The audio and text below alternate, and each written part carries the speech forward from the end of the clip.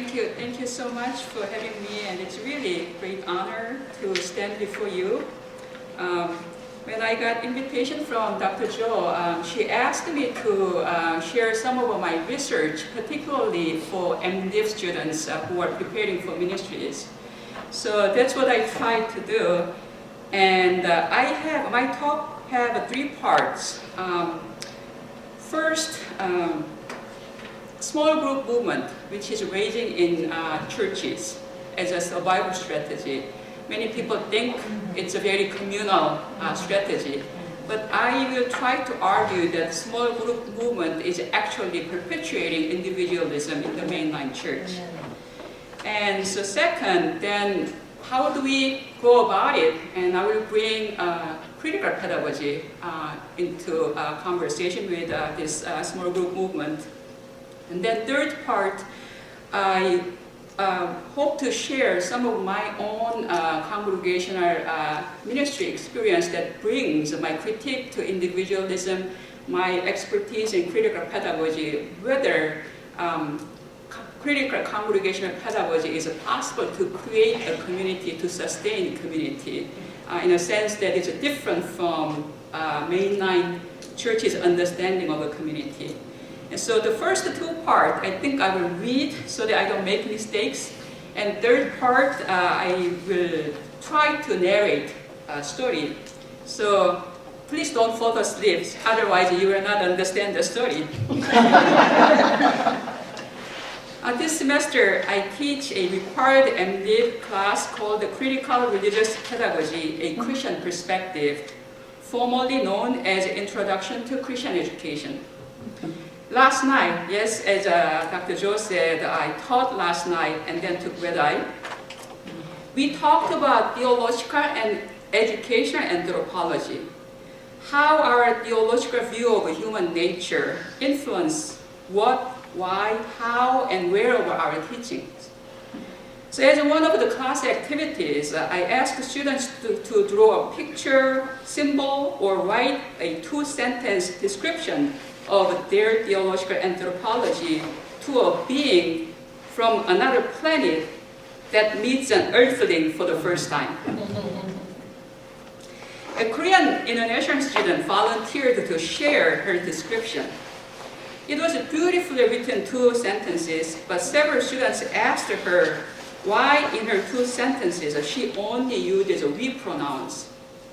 Unlike most of other students' descriptions, that typically start with, I believe human beings are. Hers was consistently using we pronouns, we languages, we believe we human beings are. And so a lot of discussions were going on.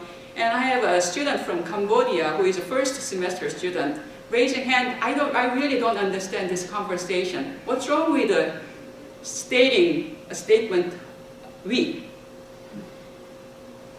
Her description and his question and other students' questions and reactions allowed me to talk about the difference between individual and communal cultures' views of human nature and worldviews.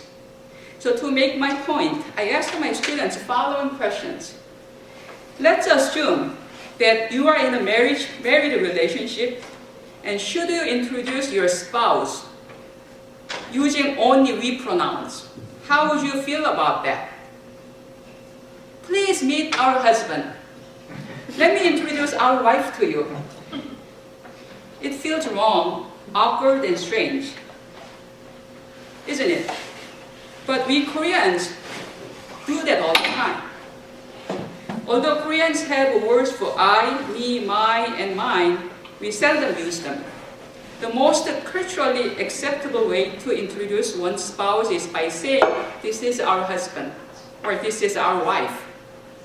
Although my husband is grammatically correct, and we do not have any intention to share our life partner with anyone else, using I language is culturally awkward and wrong. Korean communal linguistics originated in a communal worldview. Koreans, like many African, Hispanic, Native, and other Asian American cultures, view the person as a part of the whole. In contrast, according to many social and cultural psychologists, particularly someone like Harry Triandes of the University of Illinois.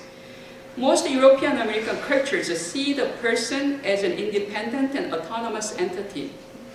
These differences in the view of the person are reflected in each worldview's concept of a community too.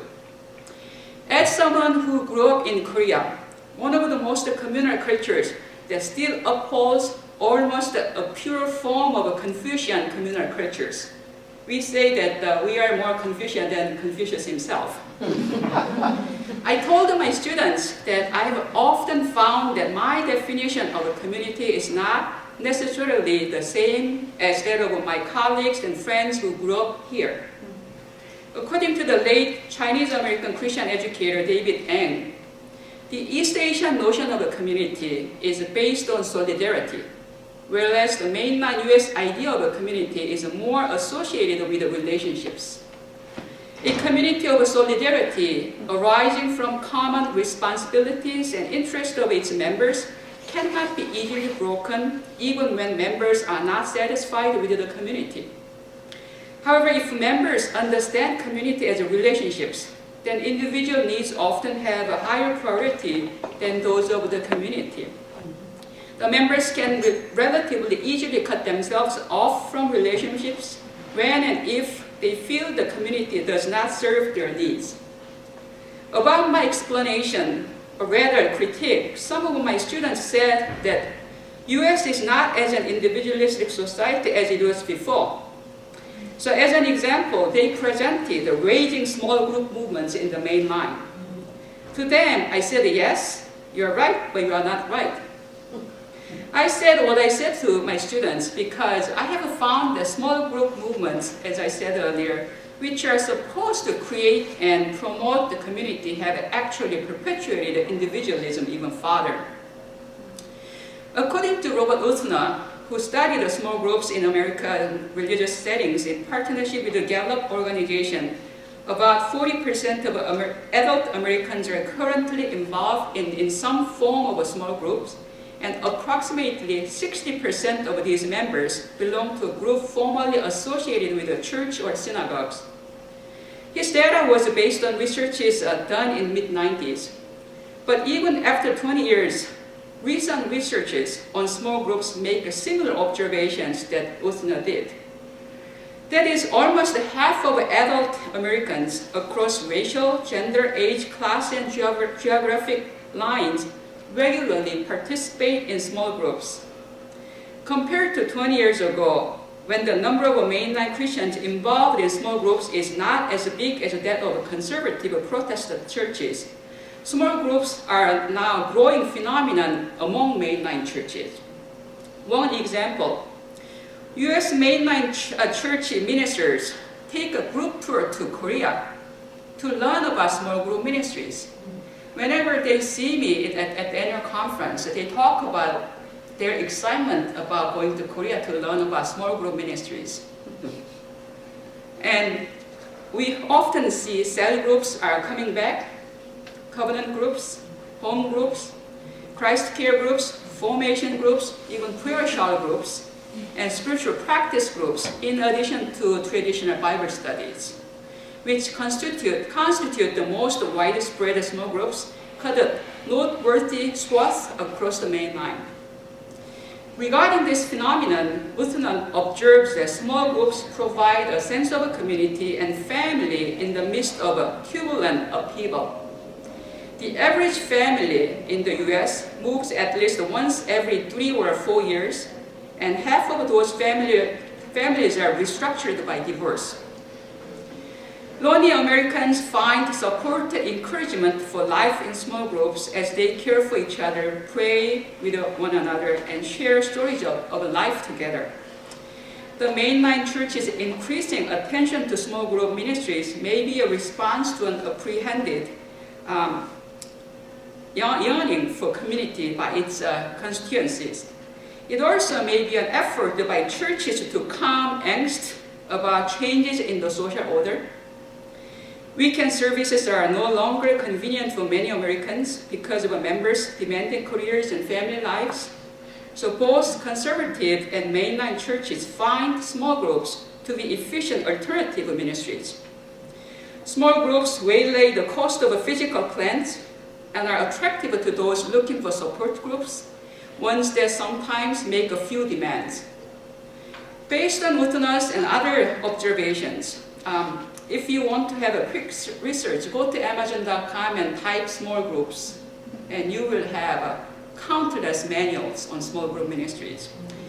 Like my students at the GTU, one could argue that the popular notion of Americans as alienated individuals is no longer valid, that Americans are becoming communalists like those in other parts of the world. However, if one looks closely at the nature of small groups, one easily sees that small groups typically exhibit what I call collectivism rather than communalism. The sense of a community undergirding the current mainline trend in small groups is far different from that of a communalist, for they lack solidarity and kinship-like relationships. Rather, the notion of a community in mainline small groups is more like a gathering of individuals in reciprocal relationships. These groups are made up of individuals who share similar needs and interests. Individuals purportedly gather on a regular basis to develop their personal spirituality. Members support and pray for each other, especially for those who are in crisis. They even make occasional sacrifices for other group members. However, if they find the group burdensome or unfulfilling, they frequently abandon it. Uttana's observation about group identity is directly on point.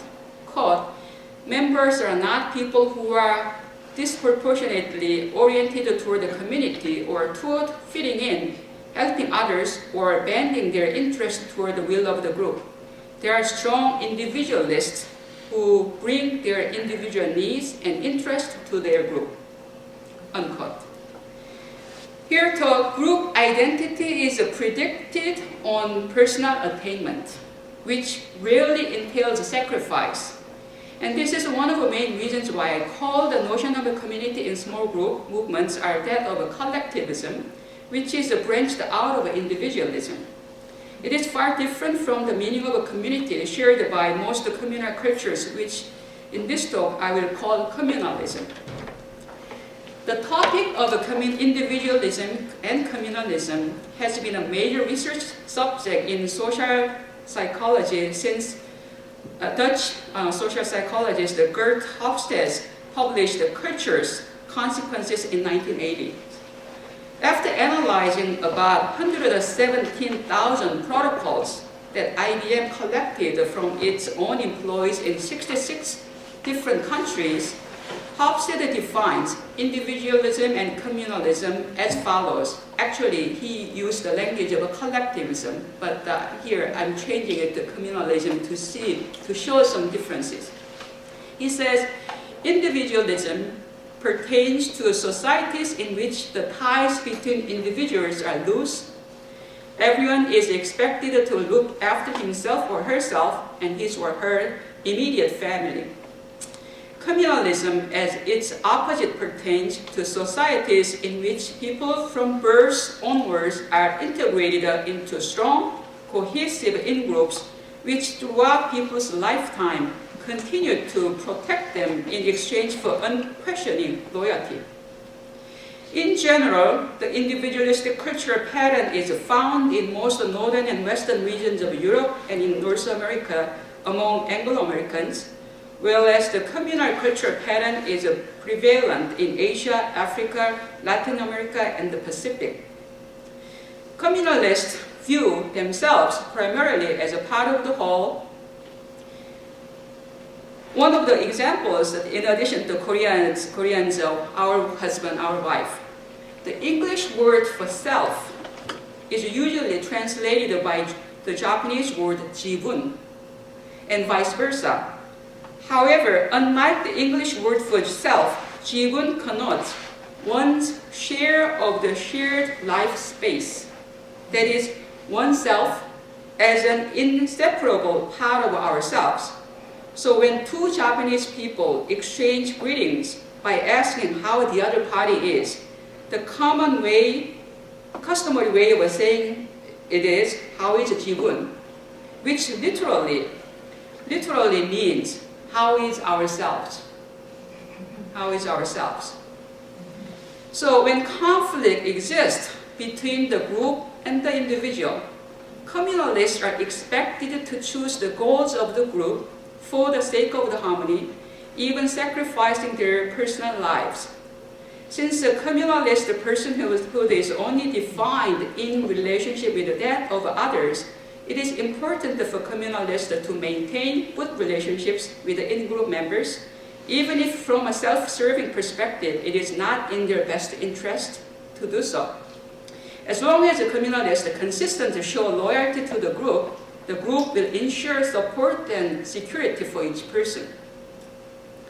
In these Japanese and Korean linguistics, we does not mean the coexistence of I and you as independent individual units. Rather, it indicates that, for example, you and I are the same reality. As Hazel Marcus and Shinobu Kitayama, two key leaders in cultural psychology in the US, observe, I and you exist not as separate units, but as a unified one. At the moment when two individuals abandon their own perspective and put themselves in their partner's shoes, they become one, not a separate two.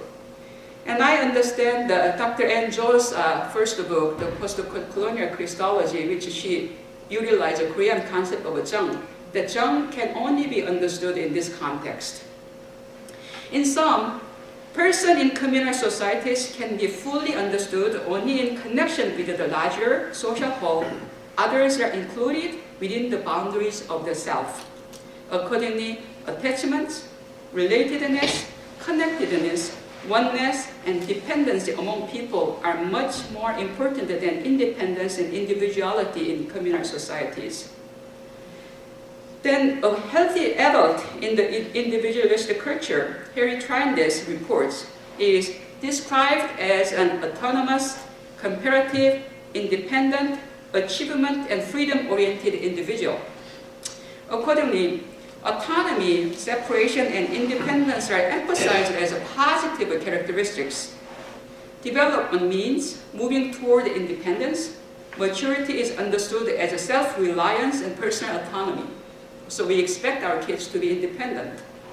Unlike the Koreans are expected to take care of their parents until the death.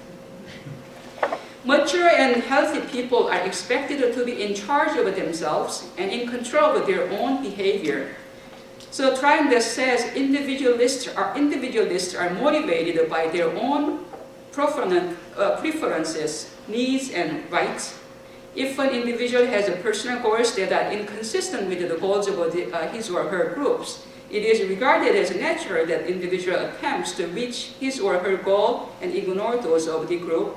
In other words, an individual is the owner of the person. About this autonomous self rooted in individualistic culture, recently many scholars of social cultural psychology or cultural anthropology studied raising significant criticisms.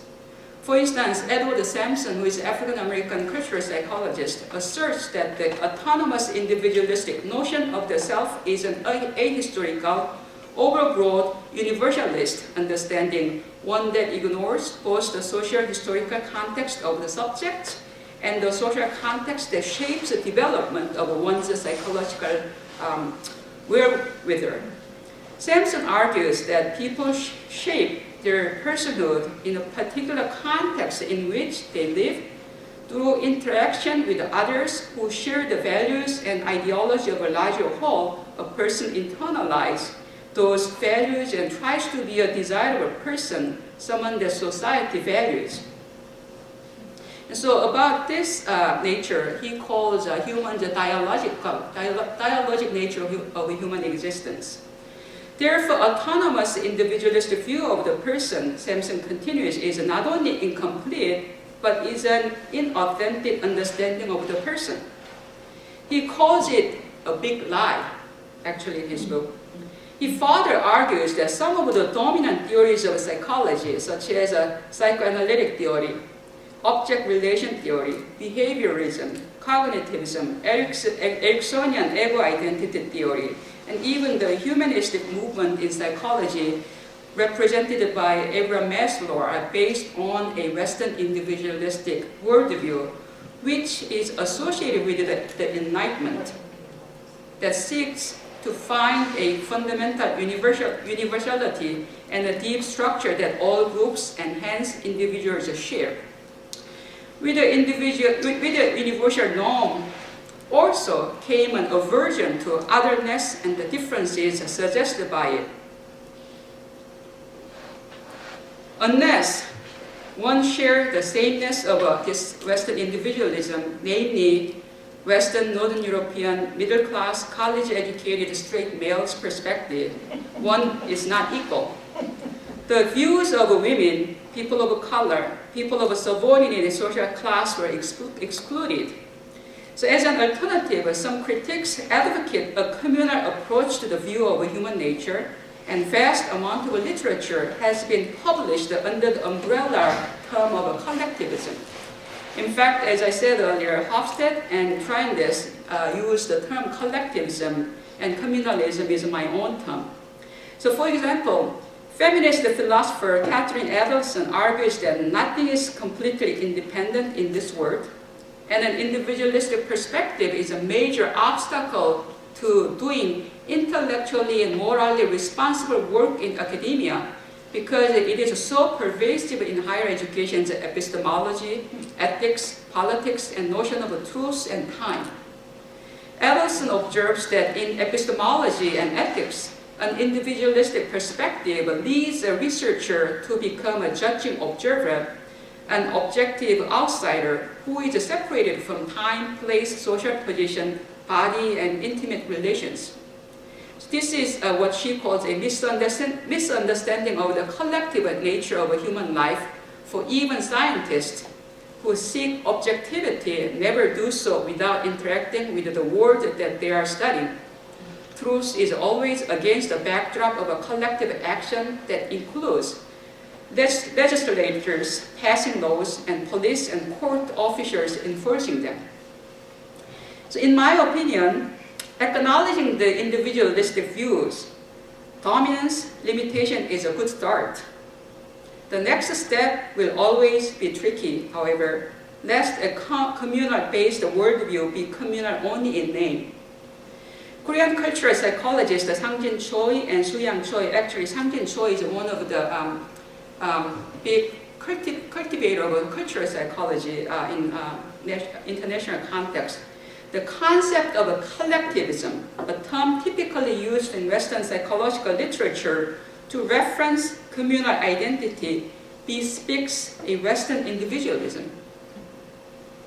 They say collectivism appears to be formulated to conveniently provide an accentuating comparability to the Western individualistic framework. According to them, one of the consistent themes associated with the collectivism is its emphasis on group identity, which refers to a collection of individuals rather than to a group. Communalism, as many individuals, is an individualistic perspective, one that radically reshapes communal culture's notion of a personhood. The Western notion of a community as a group ignores the contextual framework of communal societies, namely it effectively avoids the binding force and relationship that what we East Asian witness this discourse requires. The idea of a community as a collection of individuals comes from individualist understanding of we as the coexistence of independent I and you. However, to communalists, I and you are not individual units, as I said earlier, but rather a unified single entity. Choi and Choi warn that an individualistically driven understanding of a community is liable not only to turn the meaning of a communal culture on its head, but also to perpetuate witlessness about genuine cross-cultural differences, thereby perpetuating dominance of the individualistic perspective in the area of psychology, considered up as a multiculturalism. I find such a collectivism is the exact nature of a small group movements raging in the mainline. Again, Robert Utner, who interviewed over 1,000 small groups across the country, observes that in most small groups, discussions, prayers, studies are heavily focused on the needs and interests of individuals. Members are encouraged to understand a topic through the lens of their personal lives, to relate it to a larger whole, and then back to themselves is seen as dogmatically impersonal. For example, Daniel Olson, a member of Utner's research team who conducted an ethnographical research of a disciple Bible study group at a United Methodist Church, reports, quote, "Most of the life changes that group participants reported are of an inward, personal nature. During the interview, 6 of the members told me that their participation in the disciple program had given them a strong faith, an inner peace, and a great ability to cope with stress. In sum, small group ministries provide structure and environment for personal growth and communal support in a time-wise, economical way. However, unlike one's expectation that small group movements would transform individualism in mainline churches, they strengthen individualism by promoting personal faith growth as an end in itself. Members of most mainline small groups identify themselves collectively, ironically though, and from the standpoint of a communal identity, the group is a community only because it says so. There is no merging of egos instant to a larger purpose. People seek to fulfill individual needs and interests in a group setting. About this tendency, Utner's report concludes that one of the most salient features of American small groups is what he calls me-first religion. He sums it as a me-first religion. If the individualistic notion of a community that prevails in mainline churches does not create and promote an authentic sense of a community, then what is the alternative that we have?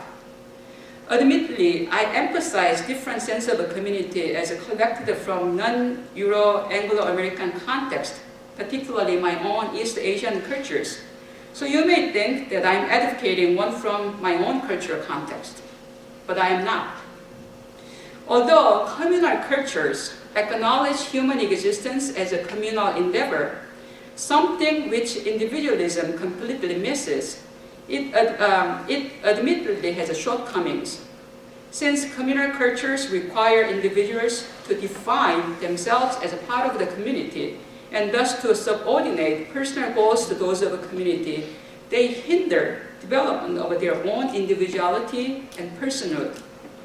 Moreover, the values of harmony and community that many communal societies emphasize are based on a hierarchical view of the person.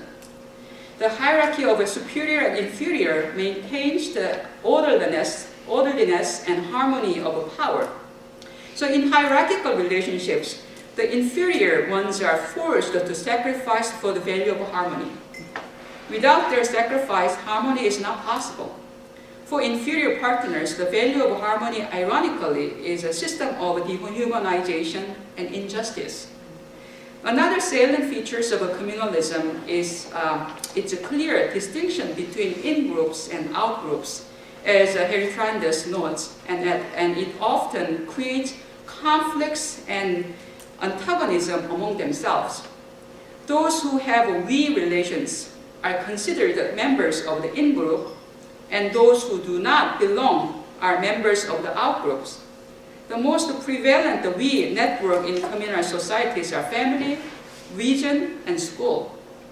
When people are connected through these networks, they treat others as members of we. Once people are regarded as a being within the boundary of we, they incur instant closeness, assume social interdependence, and consequently give more favor to others in the group. Accordingly, the most networks people share, the more networks people share, the more smoothly business flows.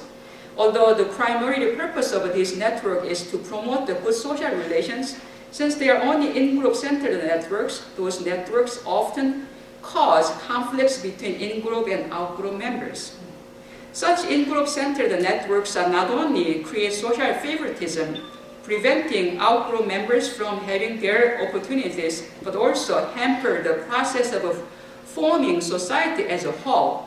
That is, although communalism itself is not to blame for in-group conflict within a society, when the range of the in-group is limited to a specific subgroup within a society, it can result in pathological out-group rejection and in-group favoritism. I'm realizing that I'm really going over my time, so I will then skip to critical pedagogy. So I see some possibility of changing this dynamics, and so sense of a community that I'm advocating is something in between individualism and communalism. So we need to uphold the human's communal nature as a communal culture advocates, but we also need to promote the individuality of each member in the community. So for that purpose, I think critical pedagogy has a great insights. Critical pedagogy, developed out of critical theory, it is a dialectical theory of philosophy of education and praxis-oriented social movement. The educational contents, methodology, and learning practices of critical pedagogy are designed to raise learners' critical consciousness, particularly regarding oppressive social phenomena. Critical pedagogy attempts to disrupt the effects of oppressive regimes of power in relationships, in the classroom, and in the larger society. The tension that critical pedagogy brings to bear on teaching involves transmitting particular epistemological subordinate dominant relationships that place critical pedagogy at the intersection of political, social, and psychological ambitions for controlling what is affirmed as knowledge, truth, sanity, beauty, taste, and authority. My colleague and friend UC Berkeley critical pedagogy theorist Jules Leonard says, to be uncritical is not to be an educator at all.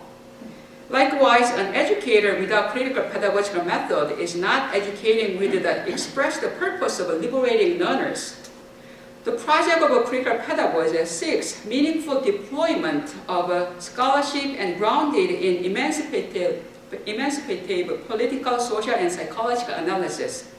In plantation pedagogy, a post-colonial critical pedagogy theorist Laurette Bristol makes this response about teaching travels. She says, my teaching is bothering me. As an educator in a post-colonial context, I need to be more than socially just. I need to be culturally relevant. I need to be aware of the ways in which my pedagogical practices have been informed and been formed by the culture and histories which shape who I am as a teacher. The challenge, however, is how do I interrogate myself when myself is a forced unification? Within the construction of critical pedagogy, teacher and student perspective and disposition is important. Critical pedagogy includes relationships between teacher and student, teacher and culture, teacher and student within institutions, teaching and learning, and the philosophical, political, historical relationships therein.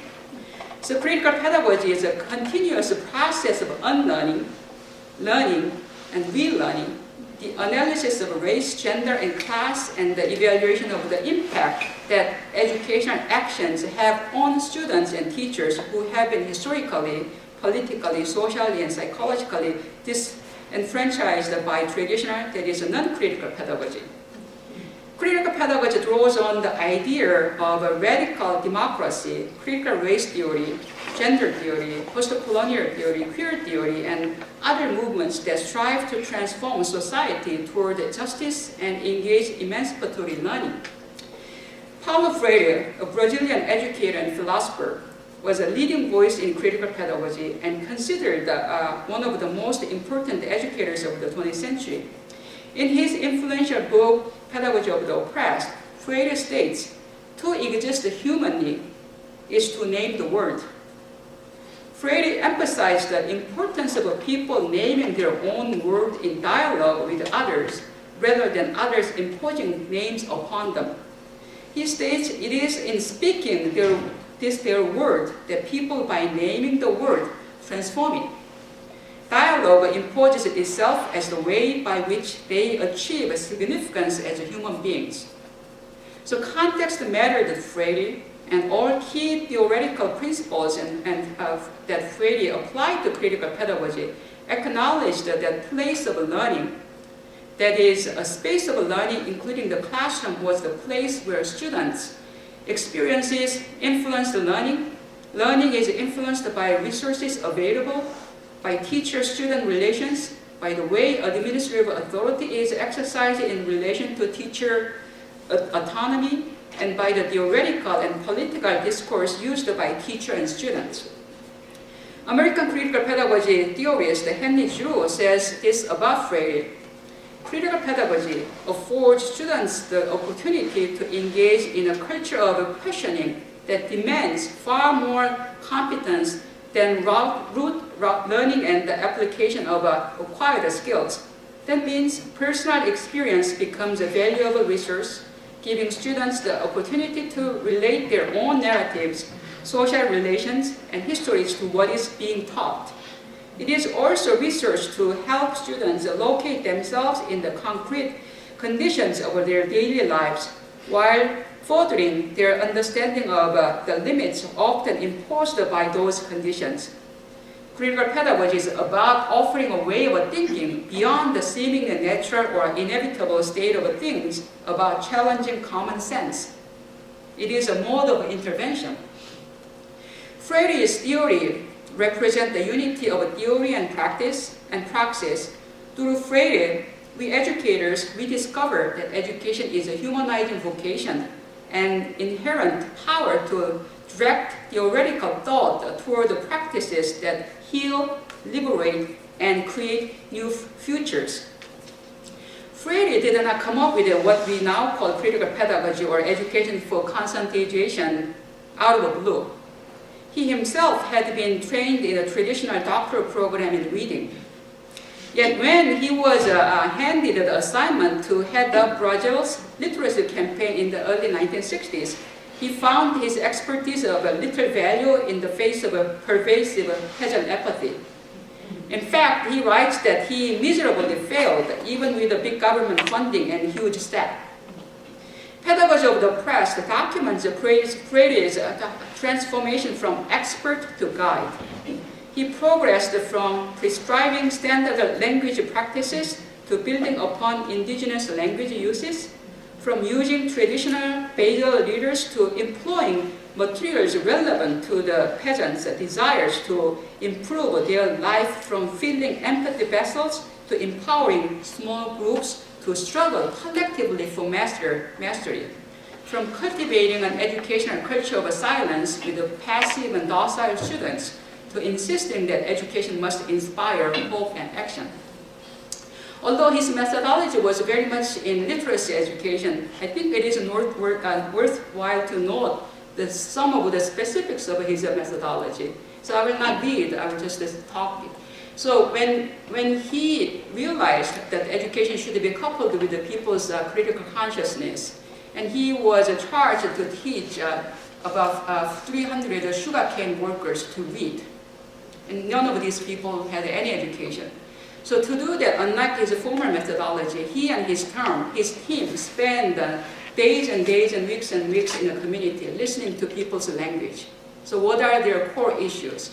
And out of that listening and being in community, spending time with the people, they came up with what they call generative language. And then second phase, rather than presenting generative language as vowels and constants, they came up with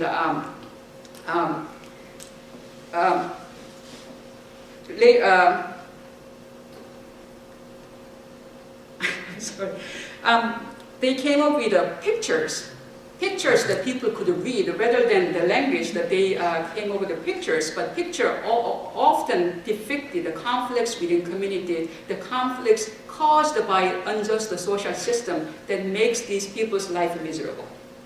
And so the second phase, people were asked to read the reality in the picture. And then after that, third phase, these people were then invited to decode why things are this way. Why things are this way. So rather than having generative words in even phase 3, they were invited to work as a community to come up with a solution for the picture that they were analyzing and trying to solve. And so when people's consciousness was raised, because learning was their life and death issue, and whether they can feed their kids or not issue, people invested because it was so closely related to their daily life context. And then at the last phase, they were presented these generative words with a simple vowels and consonants. So this methodology, concentration method, Freire and Freire-Stum, when they used that, they were able to help 300 sugarcane workers to read and write in 45 days. And so from this experience, Freire summarizes critical pedagogy as education is for conscientization, for critical consciousness that acts to humanize and liberate. And conscientization is a process whereby people become aware of the social cultural reality that shapes their lives and of their capacity to transform that reality. And education should bring people to critically read their reality. And he actually literally did that to the point that they act to change it rather than to fatalistically accept it as is. Conscientization arises from praxis and returns to renewed praxis and humanization. And its teaching dynamic is to problematize reality. It begins with what is being done, going on, and takes on the problems to be solved. So problem-posing method rather than taking it as it is. So always the pictures describe problems to be solved by the community. All education in both its content method is a political activity. What and how we teach shapes people's lives in the world. And education must engage people as subjects and co-participants rather than as objects acted upon or dependents to speak their own word, name, and reality. So I can go on about critical pedagogy because this is a subject I teach a whole semester. But I will stop here.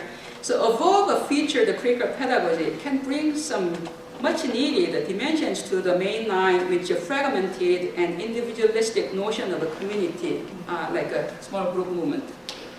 The fundamental nature of critical pedagogy as a dialogic one, a community-based pedagogy that connects one's own learning to the larger reality in which one lives, presupposes the communal nature of human existence, a significant deficit in individualism.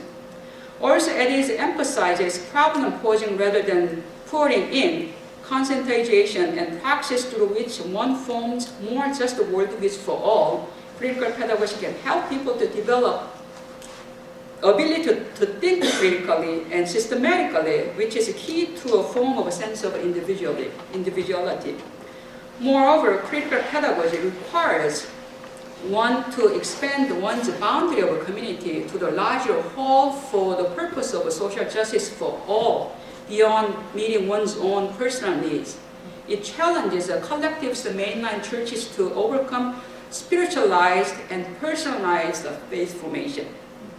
Then the next question is whether this kind of critical pedagogy is possible in mainline congregations to create this authentic sense of community. So let me tell you a story briefly, what I did and how I went about it. And I'm ordained Methodist clergy, and when I was ordained, my bishop, who might have a sense of humor, maybe God had a sense of humor, sent me to a small white congregation in Connecticut. I never imagined growing up in Korea that I would be a pastor of a small white congregation in Connecticut. And that church was 125 years old, never had a person of a color pastor.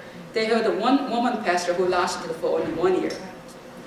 And so, like most other mainline churches, it was declining. And when they heard that a Korean woman speaking with a strong accent is coming to be their pastor, they decided that the bishop will close the church.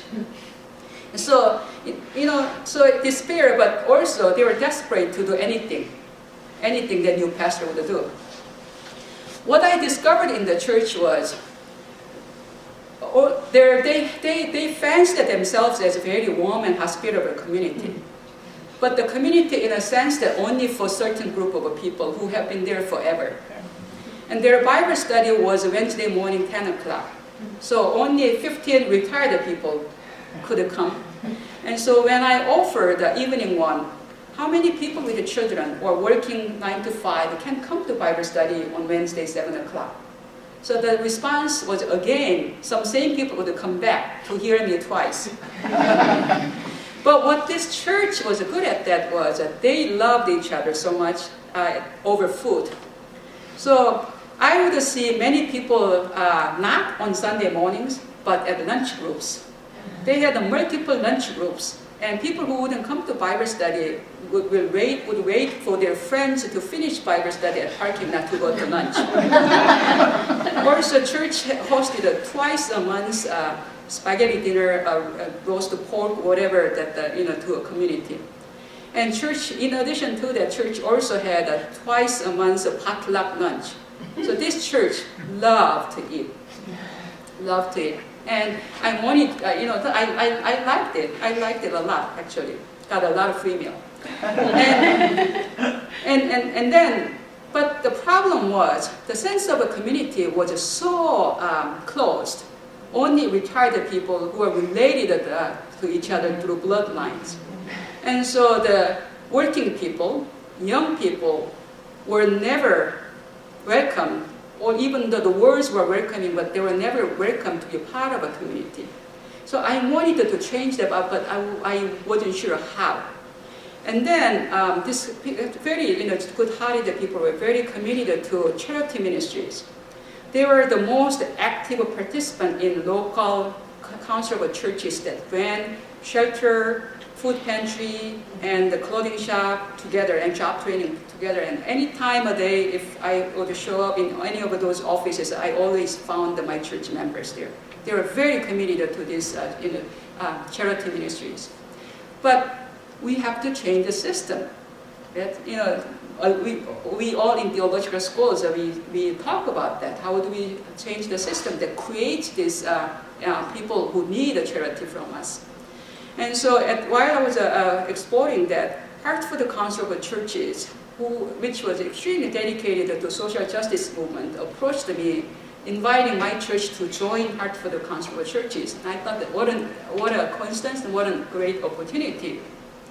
So I organized a few meetings with a few church leaders who would agree with this opportunity. And we presented the membership about the Heart for the Council of Churches to the congregation, and never expected such explosion. Because the Heart for the Council of Churches were rallying in front of the state capitol. They are on TV with picketing, and so they were demonstrators. And so a lot of church members said the church only should focus on spirituality, and we need to pay attention to saving people from sin rather than being involved in this state matters. And some other people, some younger people, my church was not that far from 2 state universities. So some other people, younger people said, what's wrong with this? We are called to live our faith in this world as a faithful Christians. So this is a great way to do that. And the two parties were like water and oil, and there is no point of reconciliation. So the church council decided to table that for several months. In the meantime, they asked their pastor to come up with a solution. So I said, this can be crisis, but this is also opportunity. And so, as being a practical theologian, critical pedagogue, and religious educator, I said, I'm going to bring what I know best to this crisis. And so I decided to offer something different. and that is what I call traveling Bible study or theology on tap. What I did was, 15 retired people are faithfully coming to the Bible study, but they are the ones who block this movement. And other people who only come to church on Sunday mornings, they are not that interested in what's going on in the church politics, what they call. But luckily, all of them came for dinners, potlucks, because they love to eat together. So I said, this meeting, eating together should be the church's curriculum. How do I use eating together as a church's curriculum? So one idea that I came up with was doing Bible study at members' workplace during lunch hours. And so once a week, 1 hour during lunch hour, we will have a 10 to 15 minute quick tour of a member's workplace. And then we will move to a restaurant nearby and talk about what we experienced. And I chose the Lord's Prayer as a text because it has several components. It talked about here and hereafter, so I can appeal to both groups. And also it appeals people to put their faith into action, which is a critical pedagogical methodology, also practical theological methodology, also key component in adult education, that making connection between faith and life. And third was, because we were meeting at a restaurant, couldn't have a long Bible study with the Bibles in hand. So something that the text that everybody knew. So that's why I chose Lord's Prayer. So advertised a lot. And in addition to 15 regular retired Bible study members, I was able to recruit 18 people, 18 new people. And it became more than I could handle in once a week session. So I mixed the two groups equally according to the proximity of their workplace. So Tuesday groups and Thursdays groups were created. And then before Bible study was studied, I gave a 4 series of a sermon on Lord's Prayer from post-colonial liberation theological perspectives. And so people already started getting some bias for what I was hoping for through the sermons. So finally Bible study came. First, we went to a firefighter's workplace in East Hartford. And the simple, so he gave us a quick tour, as he does often with the children from school, right? And then, so while we were standing there, I asked the 2 questions, which the same question that I ask each time. What is evil here that prevents God's presence? What is temptation for you to hinder you from living your faith in this place? The Lord's Prayer, lead us not into temptation, but deliver us evil. So what does evil and temptation mean to you in this workplace? This firefighter said, he thought about it for a few minutes, he said, unnecessary death. Because of some building owners are greedy, they would rather pay fine rather than fixing expensive buildings. So because of that, he said a few nights ago, 2, 3 years old and 4 years old, but they were left alone between mom and dad's work shift. They usually worked, but it didn't work for about 10 to 20 minutes. And then their apartment had a fire, and those 2 babies were killed in fire. So he said, unnecessary death created by human greed. And it was a powerful moment. And so we had a lot of serious discussions over lunch. He had to go back, but the rest of us at the restaurant. And the following week, I preached a sermon on human greed.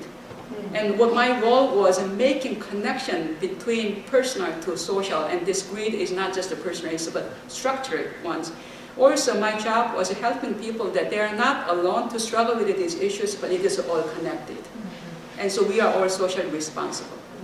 Another person that the following week shared was sales representatives in very expensive European designer maker women's clothing shop. I never knew that one suit, one blazer can cost $5,000. So she was a single woman with 2 teenagers trying to make her ends meet. When she was asked what's the temptation, what's evil here, even though she didn't use this term, materialism and consumerism, that she cannot buy a clothes that she is selling there, even with her entire month's paycheck. So we talked about at the lunch how we are unintentionally participating in materialism and consumerism in our society, and what is a responsible, ethical way of a Christian living. And then following sermon was followed with the same thing. And another case was when we visited a retired couple in their 80s. Whenever I visited them once upon, they would drink Ensure for their lunch rather than having regular meal. I thought that because the wife was known to be a very strong-willed person, didn't want to cook. But it turned out to be, in addition to Medicare, and they have to pay about $900 each month for medications. So sometimes she said it's a choice between food and medicine. So that allowed us to talk about our unworking healthcare system. So it went on like that, an insurance broker, how much do I disclose the small prints? And being in Hartford area, my Sunday school superintendent who participated in the study was overseeing 9,000 people in the largest insurance company in the world. So she talked about corporate culture, that she doesn't want to participate, but she's participating in. So all of these were followed by a sermon. And so when 33 people were participating in this kind of a Bible study, the ripple effect was just amazing. And people who are not participating were so curious about what's going on, and more people would come to church Sundays to hear about the Bible study and what I say about the experience through my sermons. So at the end of 10-week sessions, without any input from me, they voted to be part of a Hartford Council of Churches. And my members were campaigning, visiting each home in the neighborhood, getting signatures so that state of Connecticut can buy insurance for every children in the state. And they were campaigning for that. And after that, many members were participating in any rallies in the state capital. And that really created the new sense of a community, the sense of a community based on social justice across age lines, across work or retired these lines. And so, and the result was, even though that was not my goal, our church attendance tripled in a couple of years. And so what I learned from that experience was this critical pedagogy, a practical theological methodology, often we study at the classroom and do in a nonprofit context, has a great potential in mainline congregations. People are yearning for regenerations. People are yearning for regenerations. But when we are ready as leaders, and I'm sorry that I'm very preachy now, the sense of a community that is not individualistic, but is based on real sense of a community that creates a better world, just a word, can be really possible. It's really possible through help of a practical theology that I'm advocating, but also critical pedagogy and good theological and biblical analysis that you are all learning here. Thank you.